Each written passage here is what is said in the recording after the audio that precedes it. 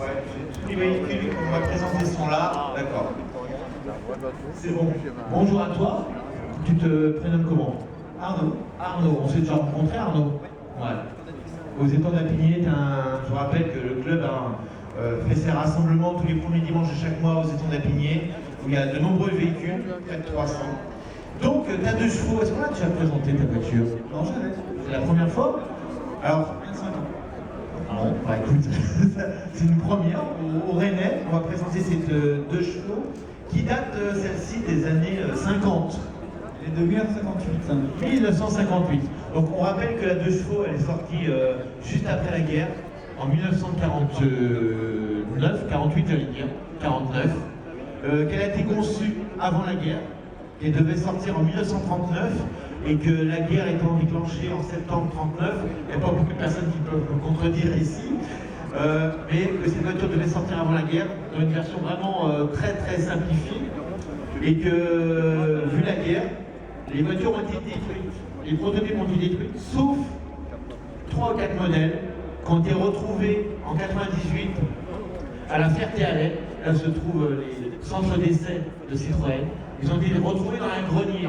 Alors à l'époque, quand ils ont été retrouvés, ils ont été présentés à Rétromobile. C'est en 98, si je me rappelle bien. Et ça a fait le buzz. C'est vrai que ces voitures-là, retrouvées, les prototypes d'avant-garde de la 2 chevaux, elles ont fait le tour du monde. Donc, ces voitures-là n'ont pas été produites. C'est resté à l'état de prototype avant la guerre. Et donc, on a profité de la guerre, de la fin de la guerre, pour peaufiner ce prototype et pour déboucher sur un modèle qui est sorti en 48-49. Hein, et pour arriver à ce modèle-là de 1948, qui n'a pas beaucoup changé entre 49 et 58, si un petit peu. À partir des années 59, il y a les premiers capots classiques qui sont sortis à 59. Voilà, là on a encore l'ancien capot. Dernière année de l'ancien capot. Premier modèle sorti avec une malle plate à l'arrière et pas en fait la capot. C'est vrai. Pour ceux qui se rappellent, les premières 2 chevaux après-guerre, donc après-guerre, désolé pour le fil, la bâche, la fameuse bâche descendait jusqu'en bas. Hein. On roulait la bâche, et pareil pour le toit. Et là, c'est la première année, en fait, avec un vrai coffre en dur. C'est une 58 AZF-P. Donc AZ, explique-moi ce que ça veut dire pour les non-initiés. AZ, c'est le type du moteur. L, c'est luxe, parce que c'est les premières. Ça, c'est un modèle luxe. Les baguettes. Les gens en alu sur le côté. Les petits joncs en alu sur le côté, voilà, qu'il n'y avait pas sur les autres modèles. C'est ça qu'on appelait luxe à l'époque, hein. C'était simple. Et P comme porte, qui est la balle. P comme porte, parce que la porte a été rajoutée en cette première année en 59. Voilà, tous les modèles avant ont une bâche en fait qui descend jusqu'en bas. Le moteur, parlons du moteur maintenant, un petit moteur.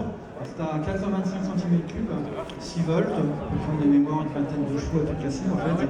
Cassé. Ça monte à combien d'ailleurs cette voiture? Et du vent dans le dos, porte ouverte, 80 km/h quoi. C'est pas rapide. À l'époque on n'était pas si pressé que ça. Après c'est non. Je me rappelle que les premiers modèles après la guerre, ils étaient réservés à certaines catégories professionnelles, les docteurs notamment, d'autres. VRP. Je crois que quand on commandait une voiture à l'époque en 49, il fallait attendre 7 ans, c'est vrai ou c'est une légende? C'est pas une légende, c'est 7 ans pour attendre une voiture. Vous vous rendez compte? Vous allez chez le concessionnaire, vous dites je voudrais celle-là, elle sera prête dans 7 ans. On va être pressé, hein. Et tu la vendais plus cher d'occasion que neuve. Et c'est vrai, oui, vu qu'il y avait de la demande, elle se vendait plus cher d'occasion que neuve, c'est vrai. Juste te dire que cette voiture-là, je l'ai achetée, c'est la première main. Alors tu l'as acheté en quelle année? J'étais en 89, j'avais 20 ans. Je l'ai acheté 150 €. Combien? Répète-moi le prix. 150 €. Non, tu t'es trompé là. 150 €. 150 €, mais c'était en 89. Et en francs, ça faisait combien? 1000 balles. Ouais, 1000 francs. 1000 francs en fait. Avec l'euro, tout le monde. Elle était roulante, oui. Elle était roulante, je l'ai achetée dans l'Orne, une première main, un couple de vieilles personnes. Et elle était en dépôt-vente dans l'Orne, à Alençon. Personne n'en voulait. À l'époque, il y avait juste un cardan qui était cassé, j'ai changé dans la foulée, je suis parti avec. J'ai 46 ans, ça fait 26 ans que je l'ai. 26 ans que tu l'as. Avec, à la fac. Elle a une valeur sentimentale. Comment ça, tout ce qu'on peut faire avec? On peut retirer le fil à l'arrière, on peut camper, on peut faire plein de choses. On va pas s'étendre là-dessus. Hein. Et c'est vrai qu'avec une 2 chevaux, on peut tout faire, on peut camper, on peut dormir dedans, si vous voyez ce que je veux dire. Bon, elle a été repeinte, cette voiture. Il y a pas longtemps quand même. Si, il y a une quinzaine d'années, en fait, je suis pas professionnel avec un ami. On voit bien que la peinture, bon, c'est pas non plus nickel. Je pars du principe que ce véhicule-là, moi je monte régulièrement avec. Bon, voilà, c'est une protection dans le temps et Elle est propre. Elle est propre. l'intérieur, elle est d'origine, je l'ai pas touché. À l'intérieur, montre-nous l'intérieur. En accord bien sûr les portes suicides, hein, parce que les portes à ouverture normale n'arriveront que dans les années 60. Voilà, alors les sièges, c'est très rudimentaire. Hein, on a du tube, et puis voilà, des élastiques. Des élastiques, quoi, Hein, qui cassent comme tout- des sandals, un qui peu. cassent tout le temps, mais. Qui cassent tout le temps, et un bout de tissu. Hein. À l'époque, c'était quoi, comment ils ont construit la voiture? Le cahier des charges, c'était... Je crois qu'il fallait que ça roule à 40-50 km/h avec 4 personnes et puis sans casser deux. voilà. Même Avec sur un un- terrain un peu avec des patates.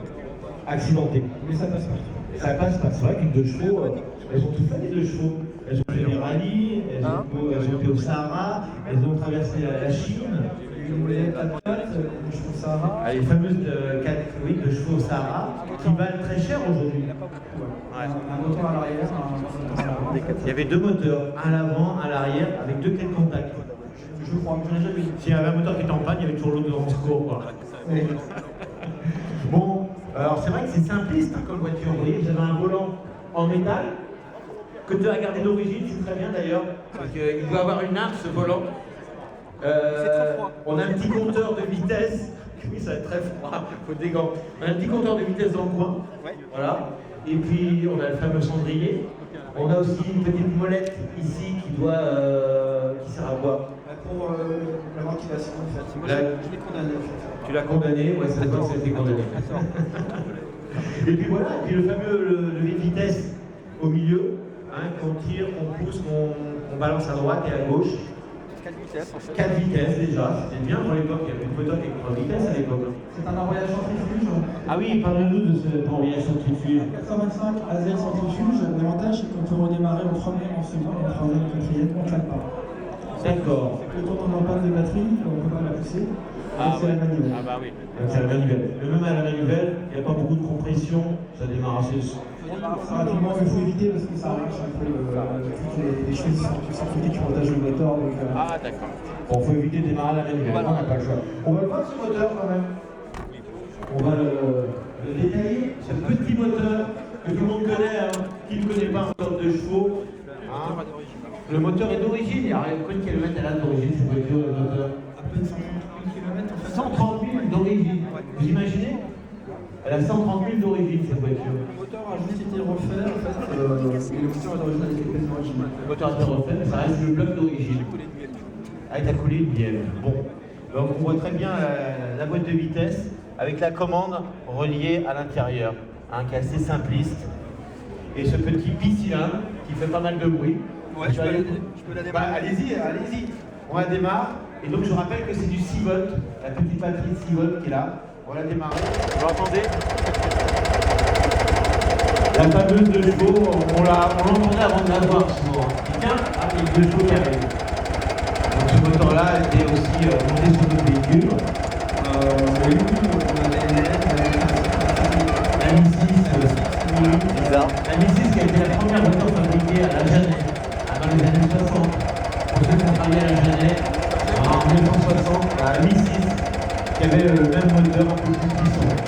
Et puis bien sûr la mairie, moi la mairie et puis d'autres véhicules. On va te laisser repartir avec cette magnifique 2 chevaux, merci d'être venu. Hein, vous pouvez également l'applaudir.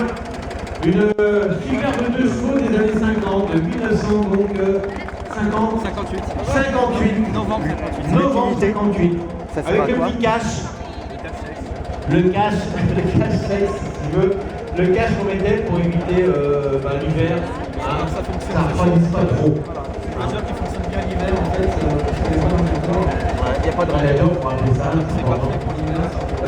elle démarre toujours. C'est pas le faire réparer, m'entretenir. Oui, il faut avoir un peu de siège. Dernière question, aujourd'hui ça vaut combien de temps comme ça? À peu près. Après, c'est une question d'entraînement, mais on est 5-6 000, 5 000 euros. Dans un état parfait. D'accord. Bien loin du but que tu l'avais acheté à l'époque. On va te laisser partir. Vous pouvez l'applaudir à nouveau.